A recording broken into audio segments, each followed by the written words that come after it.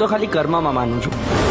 કાના તારી દ્વારિકા દિલમાં વસી ગઈ, હું તો મારા વાલીડા તમારી બની ગઈ. એ મન મક્કમ કરીને મારી વાત સાંભળજે. દુનિયા કહે કહેવત તારી, ભક્તિને બચાવી લે. તું મને કે તું ભક્તિને કઈ જ નહીં થવા દે.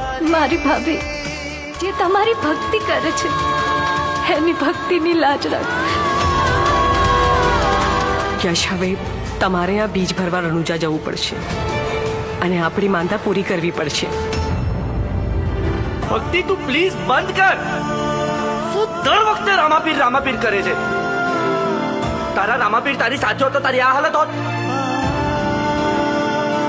એક વાત પૂછું, બટ તમે અચાનક આવ્યા ક્યાંથી? કેમ? તે ભગવાનને યાદ કર્યા હતા ને? તો રામાધણી એના ભક્તોની મદદ કરવા માટે કોઈ પણ સ્વરૂપે પહોંચી જ જાય છે.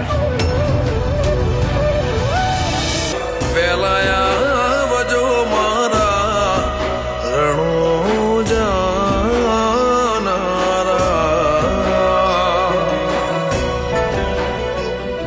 પણ ખાલી ભક્તિથી ભોજન નથી મળતું, ના કે જ્ઞાનથી ઘર ચાલે છે.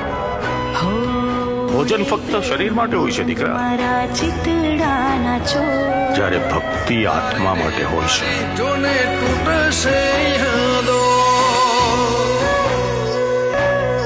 હો હર ઘરમાં આજે ખુશીઓનો શોર. કેમ જશે જિંદગી તારા વિના બોલ. પણ હું તને વચન આપું છું, જો આ દુનિયામાં નહીં રહું તો ફરી એક વાર હું તારા જીવનમાં આવીશ, તારી દીકરી બનીને.